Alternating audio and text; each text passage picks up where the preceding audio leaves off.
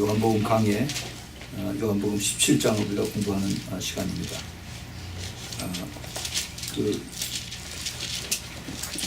서브타이틀을 제목을 예수님의 기도라고 이렇게 붙였습니다. 우리가 마태복음 6장에서 6장 9절부터 거기 11절에 나오는 우리가 보통 주기도문이라고 하는 그 말씀을 우리가 많이 우리가 읽고 외우고 그렇게 하죠. 그런데 그것은 주님께서 그 제자들에게 주기도문, 기도를 어떻게 하면 되겠습니까? 하고 물어봤을 때 주님께서 이것을 가르쳐 주신 것입니다. 이것을 그대로 사실 따라하는 것보다도 이 주의 기도문을 가지고 이것을 응용해서 그걸 더 깊이 기도하라는 그 주님의 인도하심 우리가 깨달아야만 할 것입니다. 그런데 오늘 우리가 지금 공부할 것은 여기 그 요한복음 17장 전체입니다. 1절부터 26절까지는 예수님께서 직접 하신 기도문이에요. 그래서 예수님의 기도문입니다. 주님께서 우리에게 가르쳐 주신 것이 아니라 주님께서 친히 우리에게 그 모범으로 주님의 그 기도를 이걸 쭉 다 적으셨습니다. 사실 이 적은 거는 사도 요한이 적었죠. 그런데 주님께서 저는 이 기도를 주님께서 잡히시기 전에 그 겟세마네 동산에서 그 감람산 언덕에서 거기서 영적 싸움을 하시면서 주님께서 기도하셨다라고 그랬죠. 그래서 혼자서 저만큼 떨어져서 그래서 기도하다가 나를 위해서 기도해 달라고 하면서 이렇게 와봤는데 3번이나 그 제자들에게 중보 기도를 해달라고 부탁을 했는데 제자들은 다 잠을 잤습니다. 그 기도한 내용이 무엇인지 몰라요. 그러나 그때 굉장히 아주 절실한 기도를 했다고 생각을 합니다. 근데 그 기도가 아마 이 기도가 아니었을까 그런 생각을 합니다. 요한복음 17장에 우리 예수님께서 친히 하신 그 기도문에 이 기도의 내용이 그 1절부터 27절까지 굉장히 길지만은 그렇지만은 이거 우리가 공부를 할 때 이것을 그냥 글자를 풀어서 하면은 이건 아무 뜻도 없습니다. 뭐 그냥 신실하신 예수님의 기도 그 내용밖에라고 그렇게 생각할 이게 되질 않아요. 그런데 이것을 우리가 더 그 주님의 마음이 깨달아져야 돼요. 성령님께서 우리에게 이것을 깨닫게 해주셔서 그래서 이 예수님의 친히 하신 이 기도문이 어떠한 마음을 가지고 예수님께서 이 기도를 하셨을까? 이거를 깨달아져요. 그게 와야만, 내게 닿아야만 이것이 깨달아질 수가 있습니다. 그렇지 않으면은 그냥 주님이 하신 이 기도문이다. 이게 무슨 뜻으로 하셨다. 뭐 그 1절은 뭐고 2절은 뭐고 해서 그런 정도로밖에 우리가 이것을 해석을 해서 거기서 끝나는 이것밖에 되지 않습니다. 그래서 오늘 우리가 이 긴 이런 내용이지만은 왜 주님께서 이 말씀을 이 기도를 하셨을까? 사실 주님께서 혼자서 하신 이 기도인데 이거를 사도 요한이 어떻게 듣고 이것을 나중에 다 썼는가? 이것도 궁금하지 않아요? 사도 요한이 요한복음을 다 썼는데 그런데 주님은 혼자서 조용한 데 나가서 기도를 했는데 근데 사도 요한은 어떻게 그것을 듣고 그걸 또 나중에 와서 전부 다 기억을 하면서 이것을 다 썼는가? 물론 성령께서 다 그것을 기억나게 하셔서 그렇게 하셨겠지만은 굉장히 이것이 중요한 뜻이 있기 때문에 하나님께서 이 성령님의 그 감동 감화를 주셔서 그 자기가 멀리서 자그마한 소리를 들은 것을 그것이 다 들어지고 또 다 외워지고 깨달아지고 나중에 그것이 하나하나 다 기억이 나서 이것을 기록한 것을 우리가 추측을 해볼 수가 있습니다. 자, 이거 다 길어서 이것을 다 읽지는 않겠습니다. 그렇지만 이것을 나중에 한번 우리가 쭉 보면서 여러분들 한번 쭉 읽어보세요. 여기에 제일 많이 나오는 말씀이 여기 있습니다. 요한복음 17장에 제일 많이 나오는 단어가 있어요. 혹시 그 17장 읽어보신 분 계세요? 미리? 안 읽어봤어요? 무슨 단어가 여기 제일 많이 나옵니까? 요한복음 17장에서 아버지. 예. 예수님이 이제 아버지에게 올리는 그 기도를 하면서 그 아버지라고 하는 단어를 제일 많이 썼어요. 제일 많이. 그걸 우리가 잘 생각을 해봐야 됩니다. 왜 아버지를 그렇게 찾았을까? 이제 주님께서 십자가에 가시기 바로 직전에, 그 다음 18장에 나오면 예수 이제 붙잡히십니다. 마지막으로 이제 아버지를 부르는 거예요. 그리고 이것을 이제 제자들이 나중에 이것을 듣고서 이것을 씁니다. 여기 그래서 그것을 대략 세 등분을 해서 나누면은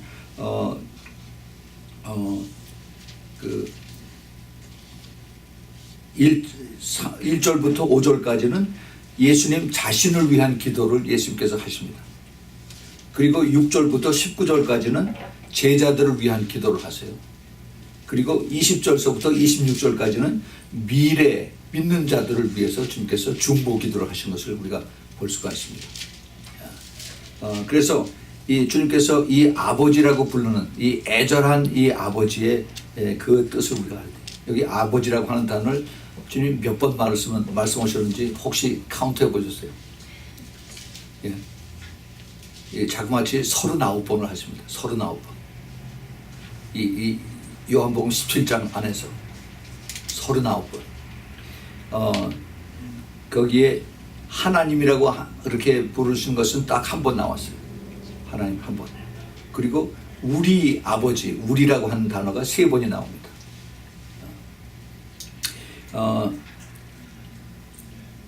예수님께서 가르쳐 주신 그 주기도문이라고 하는 마태복음 6장 9절에 하늘에 계신 우리 아버지여라고 이렇게 나옵니다. 그렇죠? 하늘에 계신 우리 아버지. Our Father in heaven. 우리 하나님이시여. 우리 하나님, 하늘에 계신 우리 아버지여. 이렇게 하는데 여기서는 그 예수님의 그 제자들에게 그 가르쳐 주시는 그런 뜻을 한 것이 아니라 직접 예수님께서 아버지에게 직접 나가는 그 기도를 하십니다. 그 아버지, 이 아버지의 그 간절한 그 매달림, 이 아버지라고 하는 단어가 구약에서는 없었느냐? 있었어요. 구약에서도 하나님께서 이스라엘 자녀들을 하나님이 아버지라고 그렇게 이렇게 여기셨습니다. 내 자녀들이라고 하고 너는 나를 아버지라고 이렇게 부른다. 그 구약 전체에서 아버지라고 하는 단어가 나온 것이 14번이 있습니다. 14번. 하나님 자신이 이스라엘 자녀들의 아버지라고 하는 그런 뜻을 난 것이. 그런데 그 신약에 와서 사복음서에만 아버지라고 하는 단어가 70번이 나옵니다. 70번. 그러니까 한번 생각을 해보세요. 그 예수님께서 그 아버지에 대한 것을 얼마나 강조하셨는가. 왜 예수님께서 아버지라고 하는 단어를 더 그렇게 많이 썼을까 하는 걸 우리가 생각을 해봐야 되죠. 그걸 우리가 미스하면은 그런 거 전체를 다 보지 못해요.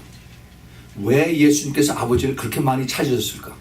그리고 왜 예수님께서 아버지로 하여금 그 제자들에게 예수님을 이렇게 연결하게 하셨을까 하는 것을 이걸 우리가 주님의 심정을 깨달아야 됩니다. 그 3절에 참 하나님이라고 이렇게 말해요. Only true God. 참 하나님이라고 예수님께서 그렇게 아버지를 말씀하시고, 그 다음에 11절에서는 거룩한 아버지, Holy Father.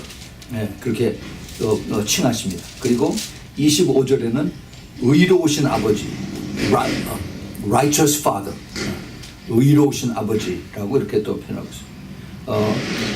그 마가복음 14장 36절에서는 아버지라고 하는 그 단어가 있습니다. 우리가 그 로마서 8장 15절에서 사도 바울이 그 하나님을 아버지라고 그렇게 칭하는 그런 말을 우리가 말씀을 듣죠. 아버지. 바로 아버지, 예수님께서 그 하나님을 아버지라고 부르는 그것을 이제 예수님만 그런 것이 아니라 너희에게도 아빠가 된다는 것을 주님께서 우리에게 가르쳐 주시는 것입니다. 예수님 마지막을 이제 제자들을 예수님에게 하나님 앞에 이제 부탁을 하시면서 그러면서 여기에 자주 나오는 여기 단어가 있습니다. 거기 그 특별히 1절부터 그 5절 사이에 1절부터 5절 사이에 거기 아버지여 아버지께서 아버지를 또 아버지여 아버지와 함께 이 단어가 계속 나오면서 그 다음에 이제 아버지와 아들이라고 하는 단어가 나오고요. 아들. 그 다음에 또 하나 많이 나오는 단어가 영화롭게 하옵소서 하는 단어가 나옵니다. 영화롭게. 우리 문영아 집사님 이름이 자꾸 나와. 영화롭게 한다. 여기서 그 영화라는 얘기는 영광이에요. 영광. glorify 한다. 영광. 왜 이것을 말씀하시냐. 여기 키워드가 아버지하고 아들하고 그 다음에 영광. 그 다음에 이것이 그 다음에 그 3절 제일 처음에 나오는 영생하고 다 연결됩니다. 영생. 여기 아주 중요한 단어들을 우리가 꼭 붙잡고 있어야 됩니다. 그래야만 우리 주님께서 무슨 뜻으로 이것을 우리에게 말씀해 주시는가. 이 말씀 속에서 도대체 그 영광이라고 하는 것이 무슨 뜻인가. 그것을 우리가 알 수 있어야 돼요. 우리는 보통 영광 하면은 암을 걸렸던 사람이 기도해서 나무 받았으면 하나님께 영광. 우리가 그렇게 직접 생각을 해죠. 그러나 그 영광이라고 하는 단어가 거기에만 이렇게 연결되는 것이 아닙니다. 예수님께서 십자가에 가는 것을 내가 영광을 받을 때가 됐다라고 그렇게 말씀하세요. 또 그 영광이라고 하는 단어가 빌립보서 2장 9절부터 11절에 보면은 이런 말씀이 있어요. 이러므로 하나님이 그를 지극히 높여 모든 이름 위에 뛰어나신 이름을 주사 하늘에 있는 자들과 땅에 있는 자들과 땅 아래에 있는 자들로 모든 무릎을 예수의 이름에 꿇게 하시고 모든 입으로 예수 그리스도를 주라 시인하여 하나님 아버지께 영광을 돌리게 하셨느니라. 그래서 모든 사람이 이 세상 모든 사람들이 이제 무릎을 꿇게 해서 예수 그리스도 이름에 무릎을 꿇게 하시고 그 다음에 모든 입으로 예수 그리스도를 주라고 하는 단어는 이제 구약에서 여호와라고 하는 단어입니다. 여호와로 시인해서 하나님 아버지께 영광을 돌리게 하였느니라. 하나님 아버지가 하나님으로, 그러니까 예수 그리스도가 주로서, 예수 그리스도가 그 경배를 받을 대상으로서, 그리고 예수 그리스도가 가장 모든 이름 위에서 뛰어난 이름으로서 높임을 받는 그러한 이루어지는 모든 그러한 것이 다 아버지가 영광을 받게 하기 위해서 그렇게 하셨다는 그 말씀을 여기서 우리가 보게 됩니다. 이것은 훨씬 더 우리의 생각보다도 영광이라고 하는 단어, 영화라고 하는 단어가 훨씬 더 폭넓게 사용된 것을 알 수가 있어요. 그 5절에도 보면은 5절에 아버지여 창세전에 내가 아버지로 함께 가졌던 영화로서 지금도 아버지와 함께 나를 영화롭게 하옵소서. 그래서 그 영광을 자꾸 이제 주님께서 나타내십니다. 아들로 인하여 아버지를 영화롭게 하옵소서. 요한복음 14장 13절에 너희가 내 이름으로 무엇을 구하든지 내가 시행하더니 이는 아버지로 하여금 아들을 인하여 영광을 얻으시게 하려 함이라. 이게 무슨 뜻입니까? 예수님께서 너희들이 이제 여태까지 기도 안 했지만 이제부터는 내 이름으로 기도하라라고 말씀하세요. 그러면은 내가 아버지께 내가 부탁을 해서 그래서 너희들의 기도를 이제 응답을 하게 해주시겠다. 그래서 이로 인하여 영광을 얻게 하신다는 겁니다. 영광을 얻게 하신다. 그러니까 영광이라고 하는 그 단어가 굉장히 폭넓게 이렇게 쓰여지는 것을 우리가 알 수가 있습니다. 아버지와 아들과 그 다음에 영광과 영생, 이것을 우리가 잘 그걸 깨달아야 됩니다. 그 다음에 거기 아까 우리가 읽었던 그 3절에 영생은 곧 유일하신 참 하나님과 그를 보내신 자 예수 그리스도를 아는 것이니라. 아는 것이다. 영생이 우리가 말하는 그 구원이라는 거죠. 구원이 뭐냐? 구원은 우리는 보통 예수 믿고 구원받는 것이다 라고 얘기를 하는데 예수님은 그 영생을 그 영원한 생명, 살아있는 영원한 생명, eternal life, 또 salvation, 이것을 유일하신 참 하나님과 그를 보내신 자 예수 그리스도를 아는 것이라고 말씀하십니다. 그게 무슨 얘기냐 하면은 내가 예수 그리스도를 정말 안 되면은 내가 예수 그리스도가 누군지를 알고 나하고 무슨 관계가 있고 하는 것이 이것이 깨달아진 사람만이 영생을 그것을 받을 수 있는 그런 자격이 있다는 것을 여기서 가르쳐 주십니다. 다시 말하면은 내가 성령을 받고 나서 예수님과 나와의 관계가 이것이 깨달아지는 자들에게 영생을 하나님께서 주신다는 그런 뜻이에요. 예. 이것이 참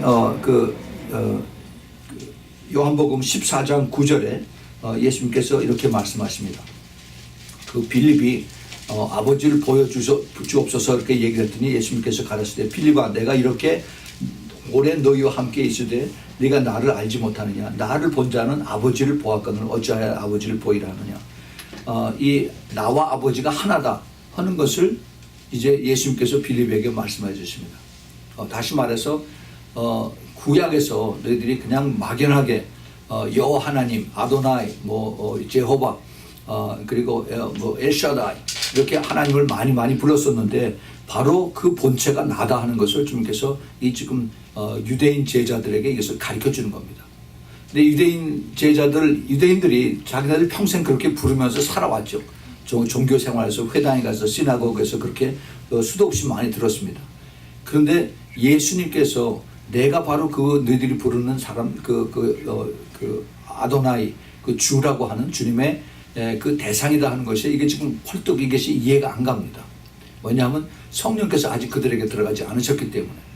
그래서 주님께서 이것을 미리 지금 계속 자꾸 그걸 설명을 해 주시는 거예요. 설명.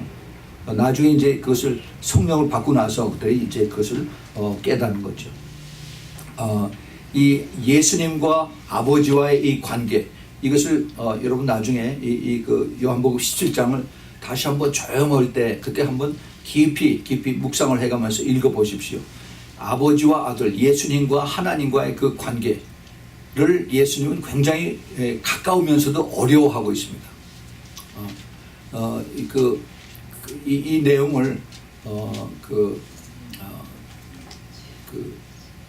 하나님께서 다윗을 내 마음에 합한 자라고 그렇게 말씀하셨어요. 내 마음에 합한 자가 바로 다윗이다라고 그랬어요. 근데 다윗이 어떻게 하나님을 대했냐? 그 당시에 예수님이 안 계셨으니까 다윗이 자기가 어렸을 때 그 목동으로 있을 때, 그 셰퍼드로 있을 때 그 하나님을 그 자기를 보호를 해주셨던 그 하나님을 많이 경험을 했습니다. 근데 그런 하나님을 자기가 믿고 나중에 사울 왕에게 쫓겨서 목숨을 구하려고 여기저기 도망다니면서 했을 때 그때 하나님의 손길이 그와 함께 있는 것을 다시 깨달았어요. 그래서 많이 하나님의 도움을 받고 그 생명을 건졌습니다. 하나님을 그러고 나서 그 다윗이 이제 그 시를 많이 썼죠. 시편을 쓴 것을 보면은 그렇게 하나님을 가까이서 알고 하나님을 깊이 알고 했던 그 다윗이 그 시편에서 제일 많이 쓴 것이 여호와를 경외하라 하는 단어였습니다. 여호와를 두려워하라는 얘기예요. 두려워하라. 우리는 자꾸 하나님은 사랑이다. 하나님은 무조건 사랑이다. 은혜다라고 해서 하나님은 아주 아무 힘없는 산타크로스 할아버지처럼 그렇게 우리가 생각을 하고 그리고 그냥 하나님을 리모트 컨트롤처럼 내가 원하는 대로 꾹꾹 누르면 다 응답하는 것처럼 그렇게 생각을 합니다. 절대 안 그래요. 하나님은 하나님을 더 알면 알수록 더 두려워요.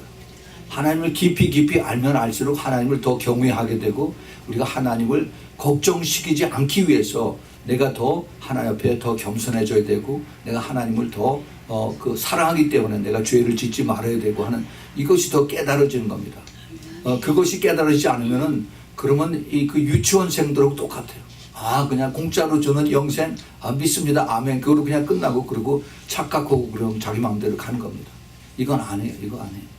왜 하나님께서 그 다윗을 내 마음에 합한 자라고 그렇게 말씀하셨는가 그거를 잘 알아야 돼요. 예수님 나중에 오셔서 제자들과의 관계에서 그거를 자꾸 설명을 했어요. 나하고 아버지의 관계가 이런 거다는 것을 자꾸 아버지와 아버지 이것을 자꾸 얘기합니다. 처음에는 제자들이 전혀 이해가 안 갔어요. 왜 아버지라고 하는 사람을 자꾸 쓸까? 자꾸 기적을 베푸시니까 이게 좀 보통 사람은 아닌 것 같은데, 근데 왜 하나님을 자꾸 아버지라고 그럴까? 라고 속으로 의심을 하면서 계속 따라다닌 거죠. 나중에 이제 성령을 받고 나서, 그 다음에 주님께서 계속 말씀하시고 나서, 이 아버지가 바로 예수님이구나 하는 것을 이제 나중에 깨닫게 되는 겁니다. 지금도 교회에서 우리가 성령으로 거듭나서 바로 예수님이 바로 하나님 아버지다 하는 것이, 이것이 깨달아지지 않으면은, 그러면 이게 삼위일체도 깨달아지지 않고요. 그리고 이게 예수님은 그냥 천주교에서 있는 어린 아기 예수로 태어났다가 그래서 잠시 기적을 베풀고 간 그러한 사람으로밖에는 더 이상 우리가 기억이 되지가 않습니다. 우리 예수님께서 어떻게 하셨던 예수님인가 하는 것을 우리가 잘 알고 예수님의 마음, 예수님의 그 뜻을 우리가 알아야만, 그래야만 이게 바로 예수님이 어떠신 분인가 하는 것을 깨닫게 돼요. 구약에서 천사들이 많이 나타납니다. 이제 angels of the Lord라고 해서 하나님의 주의 천사들이 많이 나타났다는 얘기 나와요. 그 창세기 보면 창세기 18장인가 거기서 아브라함에게 세 천사가 왔죠. 세 천사가 와서 그래서 아브라함이 뛰어나가서 그들 영접하고 송아지를 잡아서 음식해서 대접하는 그런 것이 나와요. 근데 그걸 쭉 읽어보면은 세 천사 중에서 이제 둘은 천사고 하나님은 주라고 하는 단어가 나옵니다. 여호와라고 그렇게 표현하고 있어요. 그 여호, 하나님이 직접 내려오셨다는 겁니다. 그것이 누구예요? 예수 그리스도예요. 예수 그리스도가 이 땅에 내려와서 아브라함을 만난 겁니다. 그래서 예수님이 제자들에게 요한복음에 보면 우리가 전에 공부했죠. 내가 아브라함보다 먼저 왔다 그렇게 말씀하십니다. 그걸 이 사람들이 깨닫지 못해요. 그래서 예수님께서 천사들로 나타나서 그래서 그 아브라함에게 나타나고 그 다음에 이제 나머지 두 천사는 소돔과 고모라 가서 그걸 다 멸망시키는 그런 일을 합니다.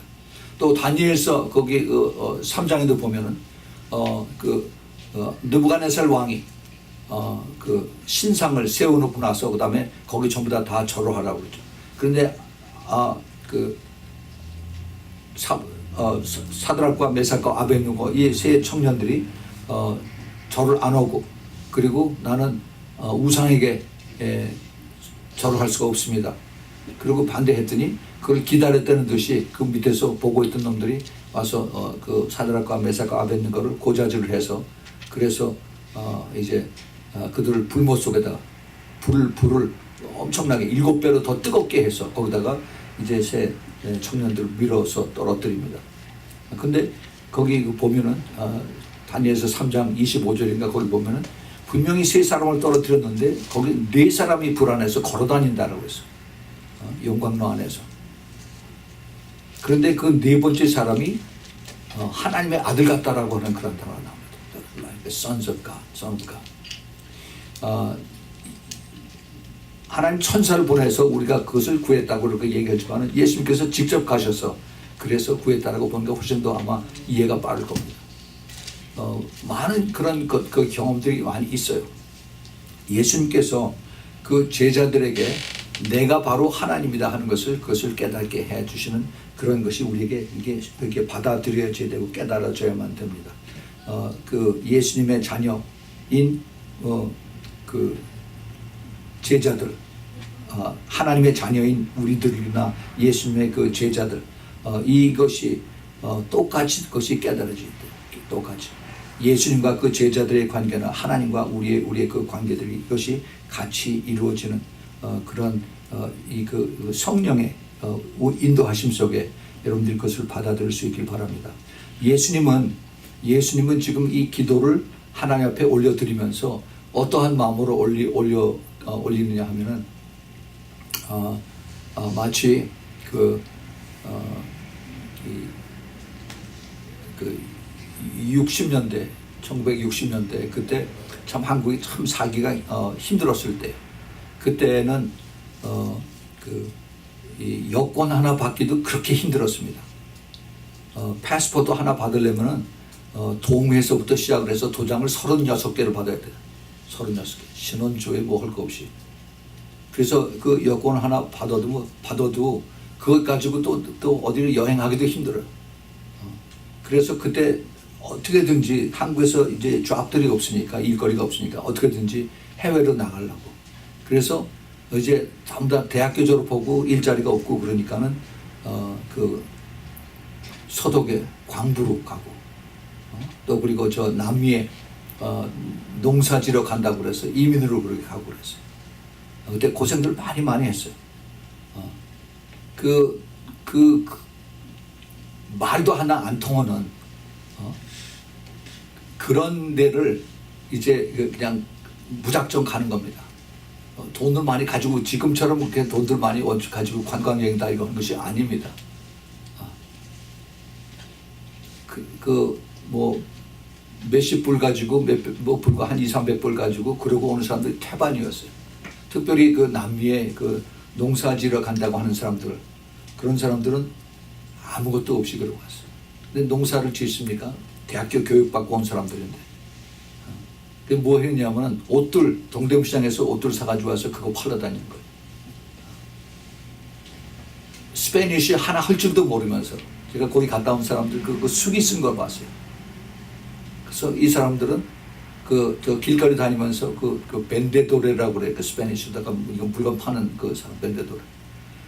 이거를 소리를 외치면서 그러면서 옷을 흔들면서 북을 치면서 그러고 다닙니다. 그럼 사람들이 이상한 사람이 와서 뭐 말도 안 통하는데 그냥 북을 치고 다니니까 애들이 쭉쭉 따라다니면서 그래서 이제 그 옷들을 팔기 시작을 했어요. 그게 저 파라과이, 뭐 아르헨티나 전부 다.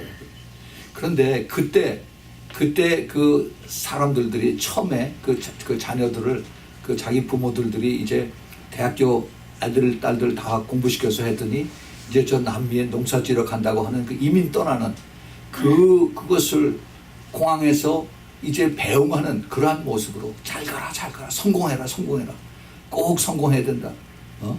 이렇게 부모가 배웅하는 그러한 심정으로 예수님께서 이제 이 기도를 아버지 앞에 올려드리는 겁니다.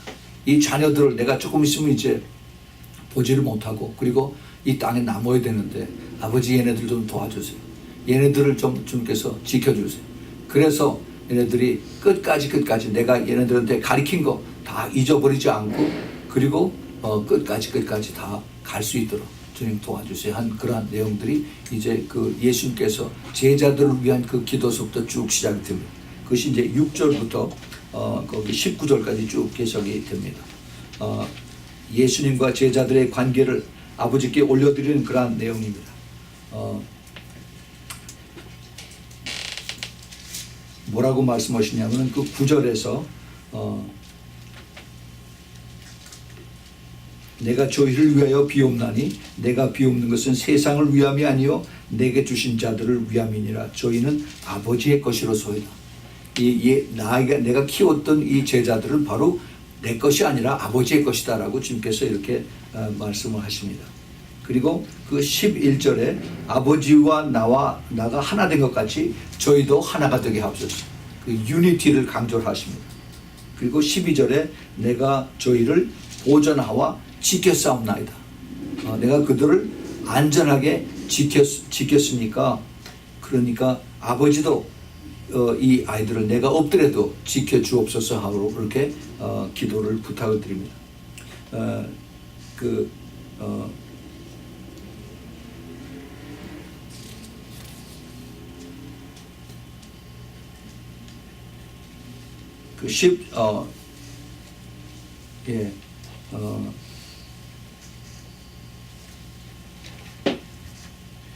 14절에 보면은요. 14절에 보면은 내가 아버지의 말씀을 저희에게 주었사오매 세상이 저희를 미워하여 싸우니 이는 내가 세상에 속하지 아니한 것이 저희도 세상에 속하지 아니하였음을 인합니다. 이제 내가 가면은 얘네들이 이 제자들이 아무도 없는 데서 고아처럼 그렇게 이제 살면서 그런데 세상에서 왕따를 당하고 세상 사람들이 얘네들을 너무너무 이제 미워하고 싫어할 텐데 그렇게 되는 것이 내가 세상에 속하지 않았던 것 마찬가지로 내가 키웠던 이 제자들도 세상에 속하지 않았으니까 그러니까 이제 그 15절에 주님께서 간절히 기도를 드립니다. 내가 비옵는 것은 저희를 세상에서 데려가기를 위함이 아니요 오직 악에 빠지지 않게 보존하기를 위함이니라. 여기 중요한 키를 주님께서 말씀하고 계십니다.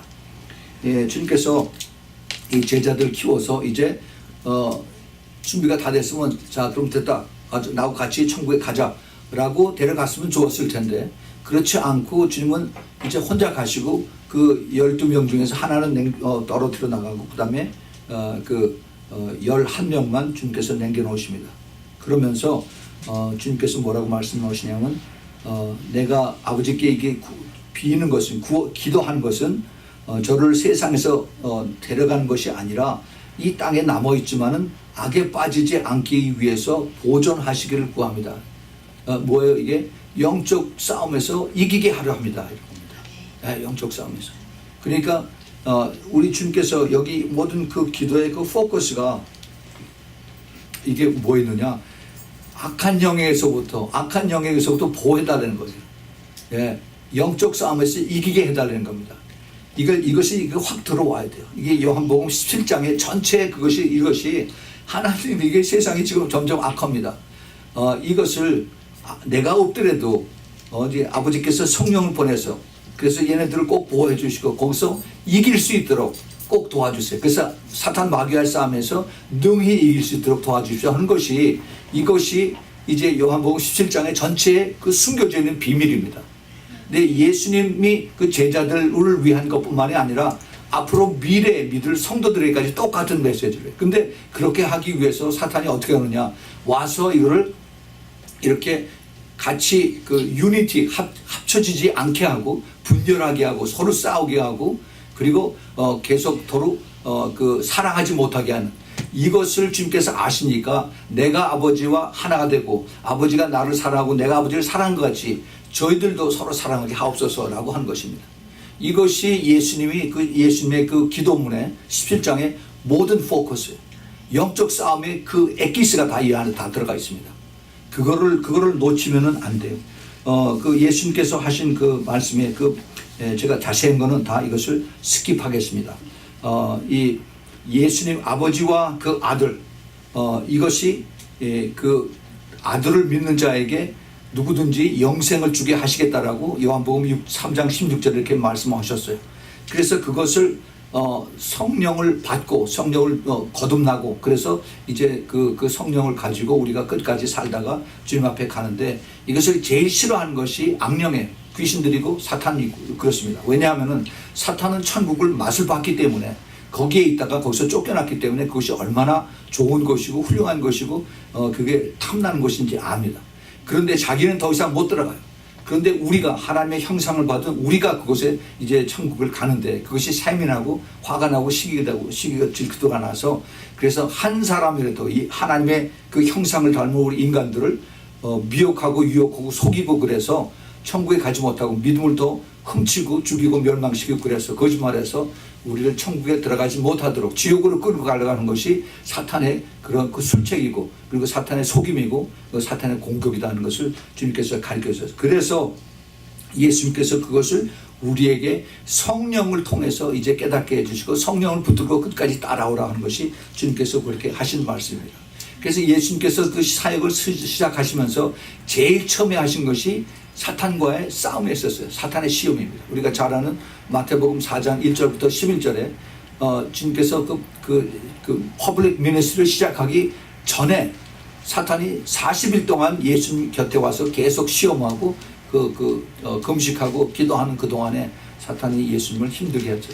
근데 예수님 그것을 다 말씀으로 물리셨죠. 그걸 다 잘 아는 그런 내용입니다. 그것이 왜 성경에 있느냐? 우리에게 그것을 깨닫게 해주는 겁니다. 그래서 영적 싸움에서 사탄과의 싸움에서 우리가 이길 수 있게 하기 위해서 주님께서 우리에게 이것을 미리 가르쳐 주신 것입니다. 근데 그것이 끝난 것이 아니라 나중에 그 예수님의 제자들이 그것을 깨닫고 나서 그래서 우리에게 이것을 그 비밀들을 하나씩 가르쳐 줍니다. 요한일서 3장 8절에 보면은 죄를 짓는 자는 마귀에게 속하나니 마귀는 처음부터 범죄함이니라. 하나님의 아들 즉 예수 그리스도가 나타난 것은 마귀의 일을 멸하려 하심이라. 그래서 말씀하셨습니다. 예수님께서 이 땅에 나타나신 것은 바로 마귀의 일을 멸하려 하기 위해서 오셨다라고 말씀하십니다. 사도 바울이 또 그 골로새 교회에게 편지할 때 골로새서 2장 15절에 정사와 권세를 벗어버려 밝히 드러내시고 십자가로 승리하셨다라고 이렇게 말씀하십니다. 예수님께서 십자가에서 이미 다 끝났다라고 말씀하셨어요. 다 이겼다라고 말씀하십니다. 십자가에서. 우리가 그것을 자꾸 잊어버려요. 우리가 그 사탄의 공격에서 몸이 아프고 그다음에 여러 가지가 사정이 힘들어지고 그다음에 그 실질적인 공격이 막 오고 할 때 우리는 이 예수님께서 하신 것을 잊어버리고 자꾸 주위에 있는 환경에서 우리가 그 환경을 보면서 그 주님께서 이미 다 이기신 것을 우리가 잊어버립니다. 마태복음 10장 그 16절에 보면 예수님께서 제자들을 둘씩 짝을 져서 이제 동네에 내보내면서 복음을 전파하라고 하면서 뭐라고 말씀하시냐면은 보라 내가 너희를 보냄이 양을 이리 가운데에 보낸가 같도다 그랬어요. 이 세상이 전부 다 모든 사람들이 그 전부 다 사탄의 종들하고 똑같다는 겁니다. 모든 사람들이 전부 다 이리 같아요. 늑대들. 그런데 예수님의 제자는 양입니다. 그러면 어떻게 돼요? 나가면은 이리가 양을 다 잡아먹죠. 그래서 그러므로 너희는 뱀같이 지혜롭고 비둘기같이 순결하라 그랬어요. 예수님께서 보내시면서 세상이 다 이리 같으니까 너희들도 이리처럼 같이 싸우라 라고 말씀 안 하셨어요. 그런데 예수님이 어떻게 말씀하셨냐면 그 대신 그 마태복음 10장 1절에 보내주시면서 예수님께서 그 12제자를 부르사 더러운 귀신을 쫓아내며 모든 병과 모든 약한 것을 질병들을 고치는 권능을 주시니라 그랬습니다. 예. 예수님께서 이것을 주시고 사용하라라고 그랬습니다. 예. 그래서 이것을 가지고 악한 영들과 싸워서 이기라고 말씀하신 거예요. 우리가 이거 잘 알아야 돼. 예수님께서 그 누가복음 10장에 보면은 그 예수님이 나중에 그 제자들이 한때 70명까지 됐습니다. 70명의 제자가 예수님을 따라다녔어요. 그래서 예수님이 그래 참 너희들 고맙다 수고 많이 한다. 그래서 70명을 둘씩 짝을 보내서 이제 동네로 다 보냈습니다. 그래서 똑같이 가서 또 사람들에게 복음을 전파하고 회개하라 천국에 가까운 노니라. 그리고 아픈 사람 있으면 가서 기도해줘라. 그 귀신 들린 사람 있으면 쫓아내라라고 주님께서 말씀하셨습니다. 그래서 그 70명이 두 명씩 짝을 지어서 35개의 그룹으로 나가서 복음을 전했습니다. 그랬더니 정말 놀라운 일이 일어났어요. 정말 귀신들이 쫓겨나고 아픈 사람들이 다들 치유되고 그리고 복음을 다 받아들이는 역사가 일어났습니다. 그래서 너무 신나가지고 그래서 그 70명이 다 돌아와서 예수님 정말 우리가 예수님 이름으로 다 귀신도 쫓아내고 예수님처럼 그 병자들도 낫고 다 그랬습니다. 얼마나 신난지 정말 놀랍습니다. 할렐루야 우리 주님 감사합니다 라고 했더니 주님께서 뭐라고 말씀하시냐 하면은 그 18절에 사단이 하늘로부터 번개같이 떨어지는 것을 내가 보았노라라고 말씀하세요. 왜 예수님께서 그 말씀하셨을까? 예수님은 70명을 내보내고 나서 그리고 예수님은 베케이션 간 게 아닙니다. 개 데리고서 산에 등산하러 간 그게 아니에요. 예수님이 뒤에서 계속 영으로 중보기도 하고 계셨어요.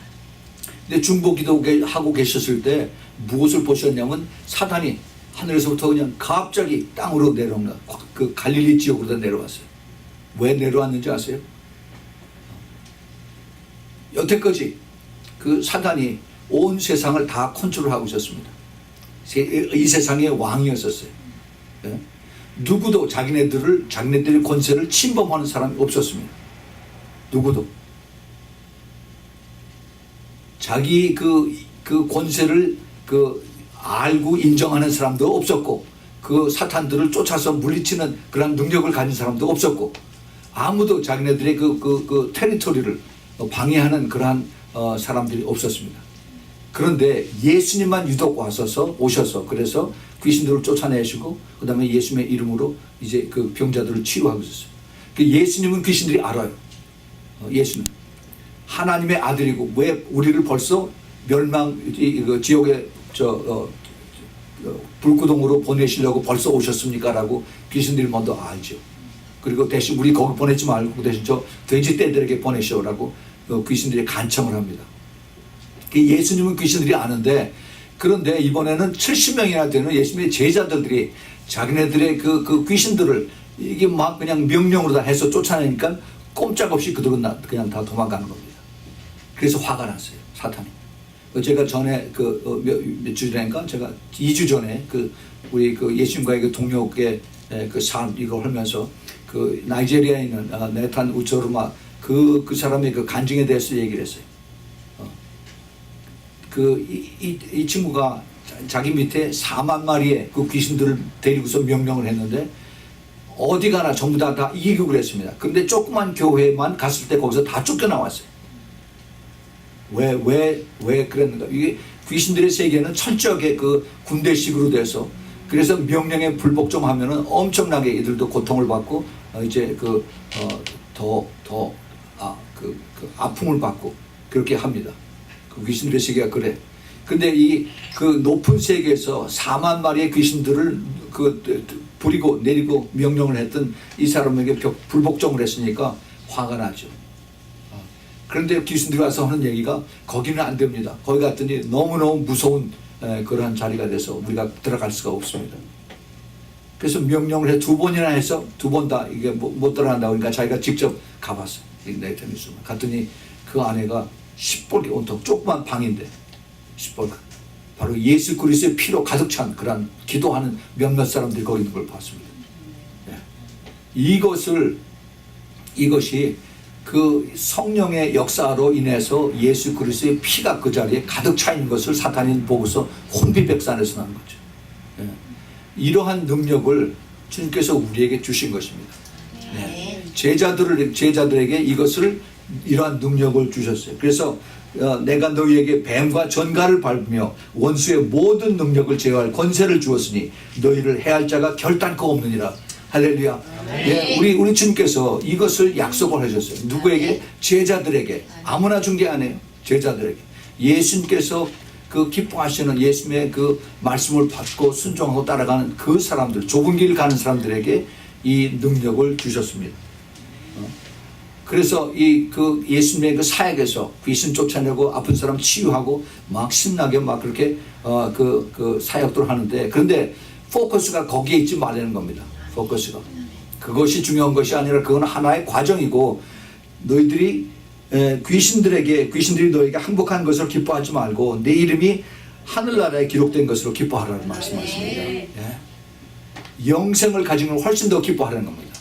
우리가 이거 굉장히 잘 사겨들어야만 됩니다. 많은 교회나 또 사역자들이 한참 막 그냥 역사하고 막 능력이 일어날 때 온통 거기다 신경을 다 써서 그래서 왜 하나님이 나를 부르셨는가, 이거에 대한 포커스를 잊어버릴 수가 있어요.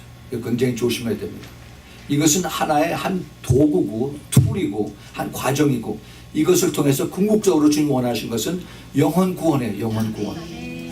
그래서 그 영혼이 지옥 갈 것을 다시 돌이켜서, 그래서 예수 그리스도를 믿고 복음을 받아들이고, 그리고 그가 거듭나서 죄를 회개하고, 그래서 끝까지 믿음을 지켜서, 그래서 그 영혼이 천국에 가는, 이것을 가르쳐주고 끌어주고 기도해주고 이끌어주는 것이 바로 우리 사역자들의 하나님의 일을 하는 제자들의 사명인 것을 우리가 잊어버리면 안 된다 하는 겁니다. 우리 주님께서 아주 중요한 이것을 우리에게 가르쳤어요. 그래서 예수님의 하신 말씀 중에 이것을 요한복음 16장 33절에도 그랬습니다. 이것을 너희에게 이루면, 여기서 이것은 성령과 앞에 말씀하신 거예요. 성령과 기도하라는 것입니다. 성령과 기도를 너희에게 이루면 너희로 내 안에서 평안을 누리게 하려 함이니라. 절대로 흔들리지 말고, 내가 너와 함께 할 때 그 특징이 평안이니까, 피스니까 절대 그것을 잊어버리지 말라. 세상에서 너희가 환난을 당연히 당한다라고 했습니다. 환난을 당하나 담대하라, 내가 세상을 이겨노라 말씀하십니다. 네. 우리 주님께서 이 assurance, 확신을 우리에게 주시면서 절대 흔들리지 말아요. 근데 사탄은 우리에게 와서 공격을 계속합니다. 어떻게 해요? 우리의 주위에 있는 상황으로 내 몸을 아프게 한다든가, 아니면 내 주위에 있는 일들이 안 풀어진다든가, 자꾸 근심 걱정하고 해서 궁극적으로 사탄이 오는 것은 뭐예요? 훔치고, 그러니까 이것을 lie, 거짓말하고, 그리고 우리에게 accuse하고, 고자질하고, 그래서 우리를 훔치고 죽이고 멸망하는, 이것이 궁극적으로 사탄의 목적이에요. 궁극적으로 우리 오는 것은 우리가 천국까지 못하고 지옥으로 끌고 가는 것이 사탄의 목적입니다. 근데 그 과정으로 우리에게 속이고 미혹하고 그리고 우리에게 와서 힘들게 하고 아프게 하고 찔러버리고 이것이 사탄의 그 하는 바보예요. 우리가 이것을 보지 못하면은 그러면 자꾸 우리의 상황을 보고 왜 하나님이 나를 이렇게 힘들게 합니까? 라고 그렇게 불만하고 그리고 순종하지 못합니다. 이게 그 교회들이 이것을 지금 많이 잊어버리고 있어요. 잊어버리고 있어요. 제가 오늘 그 어느 자매한테서 메일을 받았습니다. 처음 받았어요. 저 유럽에 있는 어떤 자매인데 목사님 살려주세요, 도와주세요. 딱 이렇게만 왔어요. 그래서 지금 무슨 얘기가 어떻게 도와드릴까요? 하고 내가 다시 했더니 조금 그 다음에 좀 길게 썼습니다. 내가 3년 전서부터 목사님 설교를 유튜브를 통해서 듣고 있는데 그 영적 세계를 아시는 분이 목사님밖에 제가 몰라서 그래서 도움을 요청합니다. 그러면서 지금 자기에게 그 악한 영이 너무나 심하게 공격을 한다고. 어디 가서 얘기할 때도 없고 부탁할 때도 없고 아는 사람도 없고 그래서 이 부탁을 요청한다라고 해서 이메일이 왔어요. 그래서 제가 그러면은 우리가 기도책을 보내드릴 테니까 그거 가지고 기도하십시오. 근데 이것이 지금 너무 두려운 거예요. 너무.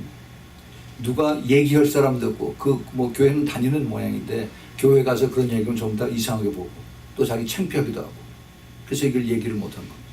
그런 사람이 많아요 지금. 그분은 유럽에 살지만은 한국에도 미국에도 많이 있습니다. 우리가 이런 것을 예수님이 하셨으면 우리도 할 수 있는 거예요. 우리가 성령을 받고 우리가 예수님의 제자고 예수님의 신부라고 하면은 그리스도의 군사로 간다면은 당연히 우리도 해야 되는 거예요. 근데 왜 교회에서 그런 거는 옛날에 있었던 거고 지금은 다 그런 것이 없습니다. 다 떠났습니다. 성령을 받은 우리에게 어떻게 귀신들이 들어옵니까 하고 그럴듯하게 얘기해서 그래서 그냥 그대로 수면 좀 먹고 푹 쉬십시오, 자십시오. 뭐 이렇게 얘기하고 그냥 아스피린 몇 개 먹고 그다음에 쉬세요. 이게 현 교회의 모습들입니다.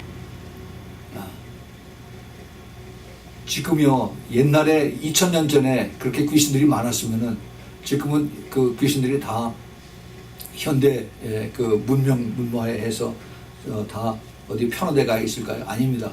점점 더 얘네들이 더 영약해지고 더 스마트해지고 더 악해져서 그래서 얼마나 우리들을 공격을 하고 있는지 그걸 우리가 잘 알아야 됩니다. 이 귀신들은 이 철저하게 우리들의 죄를 더 먹고서 삽니다. 죄가 많을수록 더 귀신들이 더 악해져요. 이 마지막 때의 사인 중에서 가장 큰 죄악이 이 음란입니다. 섹스예요. 근데 그것의 그 변종이 바로 동성애입니다. 동성애. 이것이 마지막 때의 마지막을 나타내는 징조입니다. 이 동성애의 이 변종들이 이게 결국은 하나님의 멸망을 불어오는 겁니다. 소돔과 고모라가 그 우리에게 예수님께서 마지막 때의 사인을 왜 소돔과 고모라에 말씀하셨을까? 그 동성애, 이 동성애를 이제 너무나 보편적으로 받아들이고 이거를 그 자유라고 얘기를 하고 그 다음에 이것을 우리가 하나님의 사랑으로 받아들이라고 그 교회에서 얘기하고 천주교에서 그걸 받아들이고 그러고서 같이 부채질을 하고 있습니다. 그 사람들이 그렇게 해서 지옥을 가면은 거기에 대한 그 책임을 그 교회에서 질 겁니까? 그 신부가 질 겁니까? 깊이 생각을 해야 됩니다. 지금 그 에이즈로 해서 사람들이 얼마나 많이 죽는데 그런데 거기에 대한 이것은 알지 못하고 그냥 마음대로 하고 싶게 내버려두라고 그렇게 얘기들을 하고 그러고 갑니다. 이러한 것을 알고 이러한 귀신들과 악한 영들의 역사를 알고 쫓아낼 수 있는 것은 세상에 많은 종교들이 있고 많은 그러한 그 어떤 자기네들의 신들이 있지만은 유일하게 우리 주 예수 그리스도밖에 없습니다. 예수 그리스도의 능력, 예수 그리스도의 이름, 예수 그리스도의 피 이것밖에는 그 악한 영들을 쫓아낼 수가 없어요. 예, 그것을 알기 때문에 귀신들이 그렇게 이제 이것을 알고 깨닫는 자들을 공격하고 그 다음에 이것을 힘들게 하고 압박을 하고 그런 겁니다. 그러나 우리가 절대 이것이 우리가 그걸 두려워하거나 우리가 이것 때문에 남의 눈치 보거나 또 자기 체면 때문에 또 자기 프라이드 때문에 이것을 감추거나 그럴 필요 하나도 없습니다. 우리가 오히려 더 당당하게 우리가 주님께서 우리에게 가르쳐 주신 대로 우리가 받은 그 성령의 능력을 가지고 또 그리고 하나님의 말씀을 붙들고 그리고 싸워서 이기면은 그러면 우리 주님께서 이것을 통해서 영광을 받으시는 것입니다. 예, 그래요. 이 마지막 때 특별히 이런 이런 세계에서 영적 싸움은 가장 쉽게 들어온 것이 이게 컬처예요, 컬처. 예, 사람들이 너무 쉽게 이게 빠져들어가고 쉽게 받아들이는 것이 현대의 그 컬처입니다. 남들이 다 그렇게 하니까 우리도 다 그렇게 한다라고 해서 그래서 동성애도 받아들이고 그리고 이방신들도 같이 받아들이고 그리고 교회 안에서 중들도 불러오고 그다음에 그 모슬렘 임맘들도 불러오고 이렇게 하고 있어요. 오늘 저 같이 그 에집트 목사님 같이 점심을 하면서 그런 얘기를 했어요. 지금 얼마나 지금 이 교회들이 타락을 해가고 있는지 주님께서 탄식을 하고 있다. 그 기도를 하고 그러면은 보통 기도에서 기도가 올라가질 않는다 그래. 기도가 너무 그냥 꽉꽉 막혀가지고서 기도. 그래서 아마 우리 교회 기도하러 올 겁니다. 여기 자기가 수요일 저녁이나 금요일 밤에는 저 폰타나 쪽에 사는데 여기 이 오렌지 카운티에 저희가 바이블 스터디 아랍 사람들을 위한 바이블 스터디가 있기 때문에 그래서 여기 우리 매일 밤 기도한다고 그러니까 저희가 틈이 나면 오겠다고요. 밤중에 혹시 놀라지 마십시오. 예. 이 굉장히 전에 우리 교회 기도하면서 밤에 기도할 때 왔어요. 같이 기도했는데 이제 저쪽으로 이사 가면서 이제 오질 않았어요. 근데 이 사람이 정말 그 에집트 목사인데 그런데 굉장히 성령이 충만하고 기도하는 걸 굉장히 사모하는 그런 목사입니다. 그래서 이 에집트 목사님이 우리 그 기도 책 이걸 가지고 이제 아랍어로 자기가 번역을 하겠다라고 했어요. 그래서 오늘 가지고 왔습니다. 정말 하나님께서 이것을 통해서 이제 정말 하나님의 마지막 때 그 일들을 같이 하려고 주님께서 이렇게 계속 이렇게 네트워크를 만들어 주신 것을 봅니다. 우리 주님께서는 어떤 방법을 쓰시든지 순종하고 따라가는 자를 통해서 하나님께서 그를 들어서 그래서 하나님의 뜻이 이루어지도록 하나님 쓰십니다. 예, 이제 이것을 우리가 기도책을 만들어서 이걸 이제 그 구원하는 방법, 회개하는 방법, 예수님의 피를 기도하는 방법, 또 그리고 예수님의 이름으로 기도하는 법 이런 것들을 우리가 이제 알아보려 해서 그래서 인터넷을 통해서 이제 에집트로 보내고 그다음에 두바이로 보내고 그쪽으로 가면은 우리는 알지 못하지만 그곳에서 엄청난 영적 싸움에서 가지고 이기는 그런 역사들이 많이 날 것입니다. 하나님께서 그것을 통해서 이제 우리를 쓰시고 또 같이 동역하는 자들을 쓰시고 이것이 바로 예수 그리스도와 동역하는 그러한 네트워크를 만들어 가신 것입니다. 정말 우리가 그것을 알면 굉장히 엑사이트한 그러한 시대에 살고 있는 것을 우리가 다시 깨닫게 되죠. 자, 이제 우리 주님께서 우리에게 주신 가르쳐 주신 예수님의 그 기도, 제자들을 위한 기도, 그 다음에 마지막 때 미래의 성도들을 위한 그 기도를 주님께서 우리에게 가르쳐 주셨습니다. 그 성도들을 위한 마지막 때 미래의 성도들을 위한 그 기도 거기만 잠깐 보고서 끝내도록 하겠습니다. 거기 20절서부터 26절에 있는 말씀인데 주님께서 강조하신 것이 우리들을 위한 그러한 메시지예요. 하나가 되게 하옵소서 21절서부터 23절에 그 메시지가 그겁니다. 왜냐하면은 하나가 되지 못하니까 하나가 되게 해달라고 이제 우리 주님께서 아버지께 부탁을 드립니다. 왜 하나가 못 돼요? 마귀가 뒤에서 자꾸 조장을 해서 그래서 분열하게 하고 그 다음에 더 나눠지게 하고 서로 싸우게 하고 그러니까 그래서 그 23절 24절을 보면은 아버지께서 나를 보내신 것 같이 나를 사랑하심 같이 저희도 사랑하신 것을 세상으로 알게 하려 함이로소이다. 아버지께서 나를 보내신 것과 또 나를 사랑하심 같이 저희도 사랑하신 것을 세상으로 알게 하였습니다. 세상에서 쟤네들은 하나님의 사랑을 받는 사람이구나 하는 것을 깨닫게 해주시겠다는 겁니다. 그래서 그것을 위해서 기도했어요. 그 다음에 아버지여 내게 주신 자도 나 있는 곳에 나와 함께 있어 아버지께서 창세 전부터 나를 사랑하심으로 내게 주신 나의 영광을 저희로 보게 하기를 원하나이다. 이제 여기 이제 중요한 말씀을 여기서 숨겨놓고 계십니다. 여기 보세요. 아버지여 내게 주신 자도 나의 있는 곳에 함께 있어. 이게 누굽니까? 예수님에게 주신 자들이 제자들이에요. 제자들이 나 있는 곳에 나와 함께 천국에 같이 가게 하신다는 겁니다. 그래서 아버지께서 창세 전부터 나를 사랑하심으로 내게 주신 나의 영광을 저희로 보게 하면 어디서 봐요? 천국에서 보는 겁니다. 예. 그래서 우리도 천국으로 주님께서 이제 초청해서 받아들여서 예수님의 신부가 돼서 그곳에서 예수님의 영광을 우리가 직접 보도록 하시겠다 하는 것입니다. 그것을 아버지께 이제 그걸 기도를 부탁을 드립니다. 25절에 저희도 아버지께서 나를 보내신 줄 알았사옵나이다. 마지막 26절에 내가 아버지의 이름을 저희에게 알게 하였고 또 알게 하리니 이는 나를 사랑하신 사랑이 저희 안에 있고 나도 저희 안에 있게 하려 함이니라. 이제 사랑으로 주님께서 강조를 하시고 이것을 결론을 맺습니다. 이 사랑은 이게 세상의 사랑이 아니라 아가페의 사랑입니다. 하나님의 사랑. 끝없는 사랑, 변치 않는 사랑, 조건 없는 사랑.